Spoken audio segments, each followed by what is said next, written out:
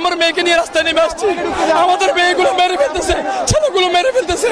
এই জন্য আজকে আপনি দেখেন এই দেশটাকে গাজা বানিয়ে ফেলছে, এই দেশটাকে গাজা বানিয়ে ফেলছে। আমরা এর বিচার চাই, আমরা এর বিচার চাই।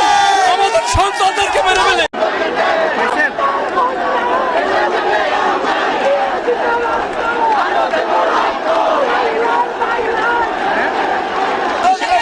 আমাদের আন্দোলনের মূল বিষয় হচ্ছে যে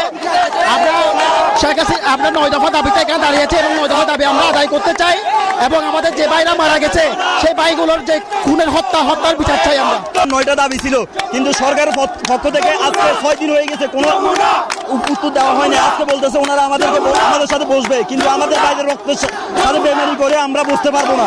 আমরা একটাই দাবি, এখন আমাদের উনি পদত্যাগ করতে হবে।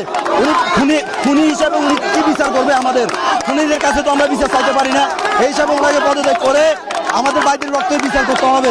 আমরা তাদের হত্যার বিচার চাই এবং মাননীয় প্রধানমন্ত্রী শেখ হাসিনার বিচার চাই। উনি তো কিছু বলতে পারতেছে না এবং যদি কিছু করতে না পারে তাহলে উনার পদত্যাগ চাই। আমরা তার ভাই বোনদের মৃত্যু দেখে সে কান্নায় ভেঙে পড়ছে।